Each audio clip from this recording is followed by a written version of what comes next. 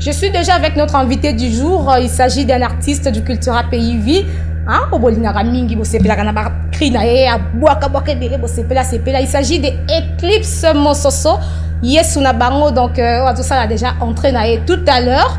Vraiment, Eclipse Mososo. C'est l'homme de la chicotte, l'homme de film, Eclipse Mososo. Bonjour et bon dimanche. Ouais. Bonjour et bonjour, bon dimanche. Bénédicte Pema. Bien habillé, hein. Mettez-vous. Eclipse Mososo. Ouais. Courage, hein, après la mort, la vie continue. Hein. Donc, merci encore une fois, non, remercier fan nabiso tout ya Cultura Pays Vie, na artiste musicien so wa prestaki na matanga no chaka. Tout le monde qui va na Victoria bazaki na Bolote zalaki wana. Misaka bosse babetaki askin bas chef azaki wana. Ba misien tout. Gino Liak a fallu bazaki parce que bazaki ba vibrator encore rappeler pour azaki te monnaie vraiment ba vibrator et tout ba shomi ba représenter Robino Mundibo parce que ba misien tout bazaki wana ba Jos Die na Tony Blair ayembaki dans participer na biso ba Bercy mon avait tout donc tout consort donc on a remercié bango tout parce que bolongonde angwana aimons nous vivants et merci beaucoup de la part à monsieur Google et puis na poto par-ci par-là na poto pe basala matanga chaka na Angola pe basala matanga chaka to remercier bango tout on cause sous kutu léon ba mai mon facile à garer na dit mié mais là ma mission tout ne boyemba ba du check et bino tout c'était un fort et tout donc encore une fois que l'âme de Nona Chaka repose en paix. Repose en paix. Donc, on a profité aussi qu'on puisse embêter Annie Bokessa depuis Paris parce que dans mon akiba salaki deuil, il y a Nona Chaka. Donc, ils ont vraiment idée moko ya bien. Toi qui n'est qu'à la masolomba, mon Eclipse Mososo. Article 21, 23.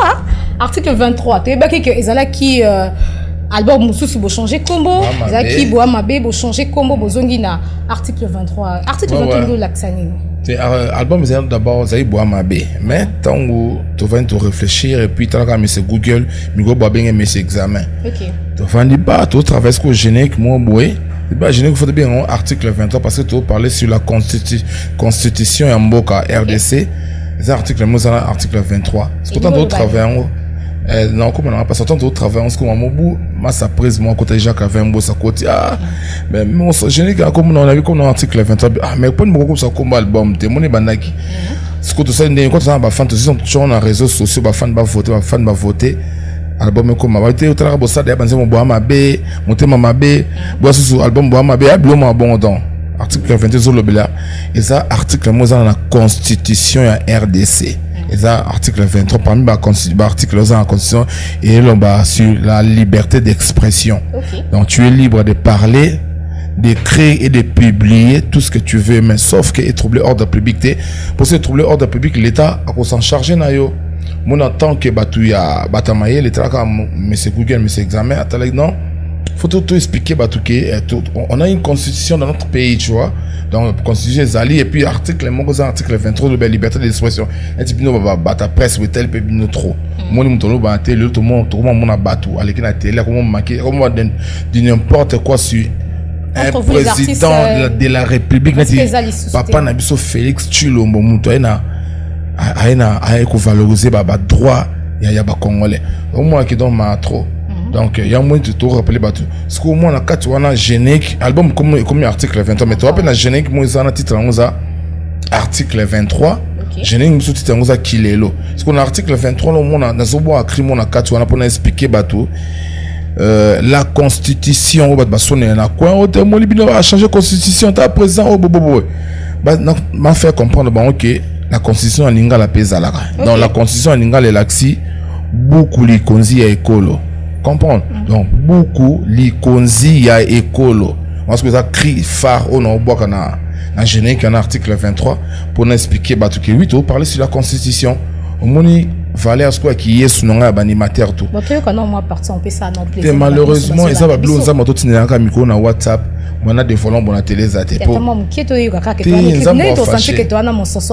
ça va bleu comme ça moto tinela micro na WhatsApp et télécharger ka micro donc base donc ne tout sur longwe toi dimanche dans toi dimanche nous mon a bossé en long non qui n'a parlé pas monstre d'amour tout ça programme pour na clip tout tourner clip calamité si ba semaine autre quota ça m'a parce que tout le monde est actif bayoka on malheureusement pour l'émission ça bloque à sika donc boyoka kriwana et puis toi en général nous faisons un titre on ça kilelo voilà mana kilo so yo kinga plan on a boy crimo ba bien ba filmer surtout on t'ima peine ni ba créer en kilelo article 23 to yo kapel le côté to sentir te bento na yesu na bango na plate te ba tu na te pa ba kina mbonda tango ebeta ba yoka vomina bonga na ba kina nga kala ni na mesa na ba bloco ça c'est le moins ça la plaisir hein mona kilo ton yoka ngai so ba su wana monsoso o boya parce que na kila mande mona crimo ba kina ba filmer donc on comprend que oui bon on a parlé sur les faits qui se passent en ce moment dans temps réel na mokili na te ba tonta ke yesu na lobeli ba constitution lobeli ba filmer mon combat ke ba filmer le kangi makamnyoso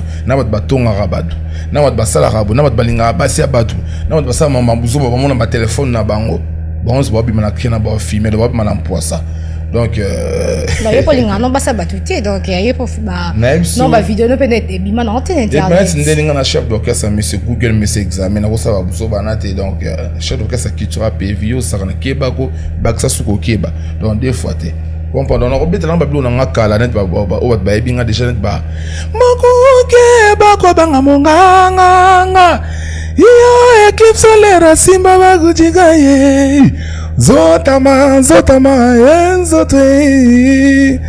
Yenu na tata vota kamvota. Gerika, yanita, takazebi kamvota. Mboku na malo savage. Munu ketu seng. Ayaya, so wetu.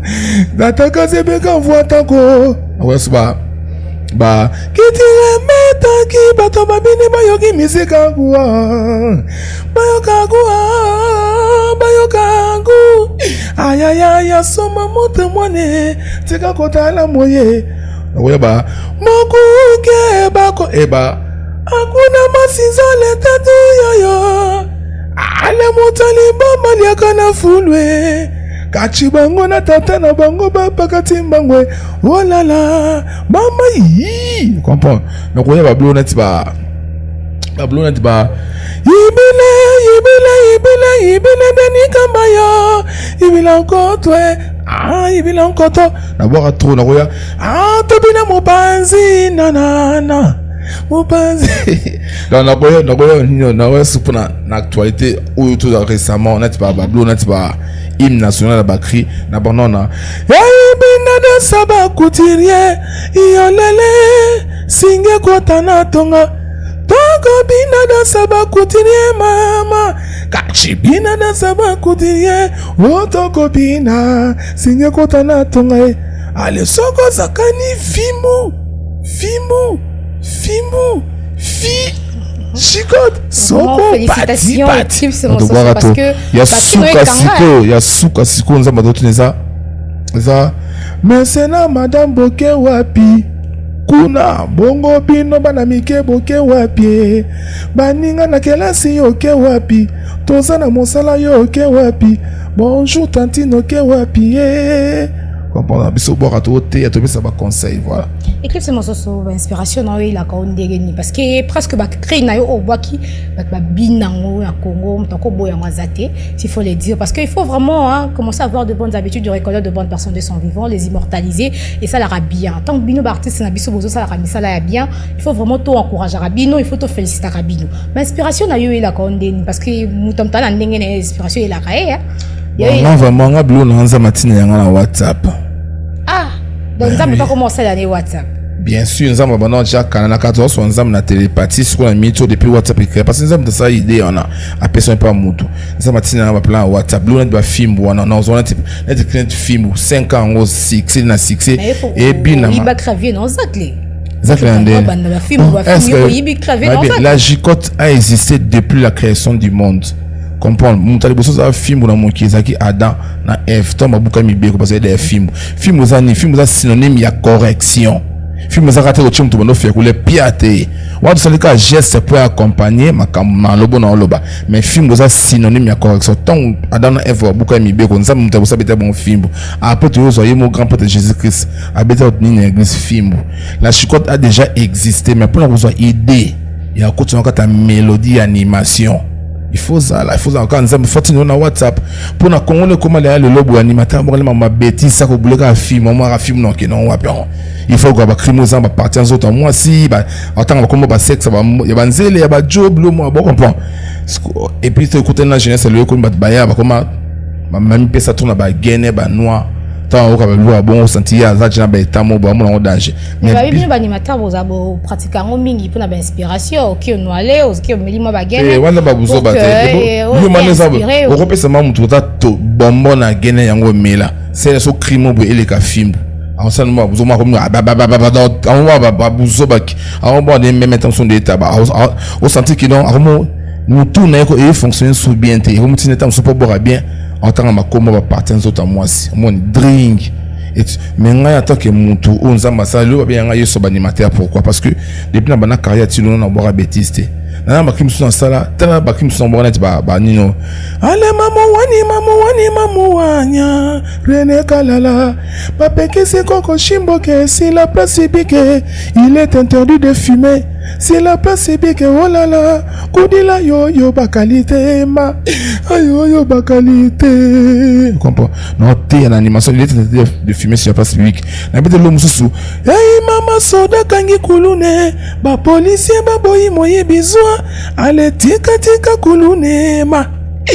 tika moye bingo yao baya ya toluka bulo comme toi rare tant que le seul il y a bien un yeso animateur parce que nous sauver honneur ya batala kutunde Jésus Christ animami pesa bis pour na biso sur la croix tout ça pardon ba péché donc voilà je te dis to yé ba yo bien mingi na culture pays ça combien des années la culture na Oumeni na c'est de 19 ans net au côté année prochaine encore ça 20 ans.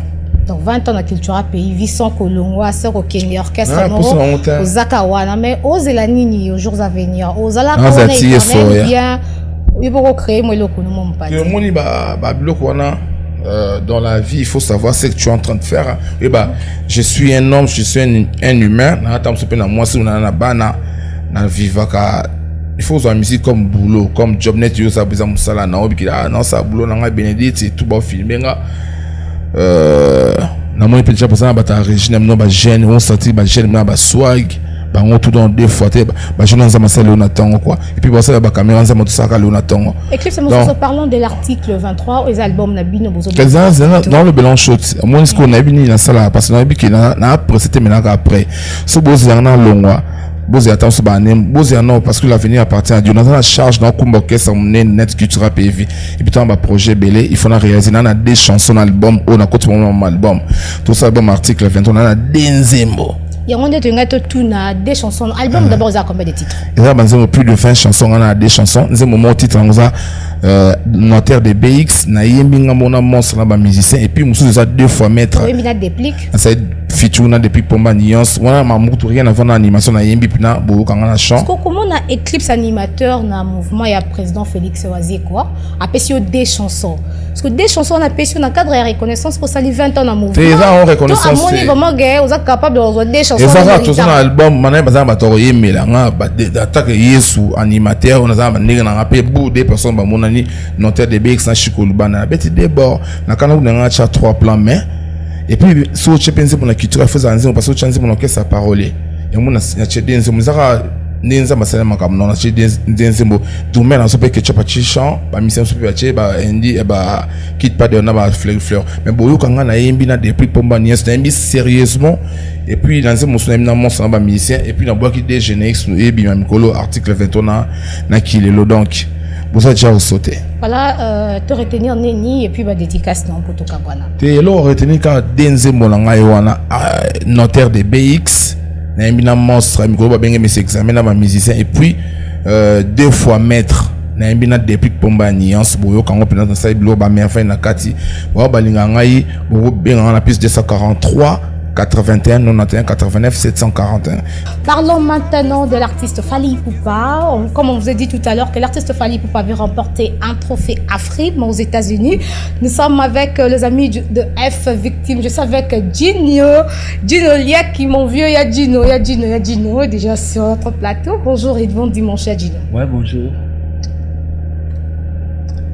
bon, tolobela kama kamango bolingi sukobeta na kinte, qu'est-ce qui se passe? Fali, vous êtes trop libanda, décembre pe ngoyo, bolingi subokende. Mais on était tout à l'heure là nani à Rotana. Na Rotana mais ça date. Avant Rotana, nous étions à nani à nini passe pas ça biké konani à Beaux-Arts. À Beaux-Arts. Avant Beaux-Arts, on était où? Mais ça date, Makambolo Badji nous dit que ça l'équipe déjà bah. Non mais nous sommes revenus des États-Unis il y a 2 mois. Directement, nous sommes allés jouer na Beaux-Arts et puis à Rotana. À Rotana. Rotana, c'était par les demandes du public. Public ou VIP, non, en tout cas, vraiment, on en a marre. Des fois, la même chose, en tout cas, star américain, star mondial, il y a l'absolu dans le monde. Star mondial. Il y a un truc qui te bête à Rotana, mais bon, en fait, tu vois, aujourd'hui, conjoncture est un peu moins difficile parce que, concert Nabiso, vous voyez, avec le prix, ça donne. Donc, il faudrait même pas que nous mettons chaque samedi tout bête en Rotana parce que comme ça Montréal le lobby peut moins été bon ça bascule un peu les dollars ainsi de suite les vins les champagnes ainsi de suite il faut que peut-être les gens s'économisent un peu et puis que nous ayons aussi du repos mais Fally n'est pas seulement demandé à Kinshasa vous avez vu on a commencé déjà avec la partie provinciale nous avons été à Kolwezi et puis finalement à Kisangani donc ça veut dire tous ces gens là ont vraiment besoin de pouvoir voir Fally donc ça si on s'en tient seulement à Kinshasa pour Kinshasa c'est dans Abisso mais il n'y a pas que nous à Kinshasa et puis décembre votre place la vie plus na décembre aussi une bouquet kasi ba de moment il y a un problème là za nango ya ngana ça peut être ba producteur ba kermesse ba ya ba salle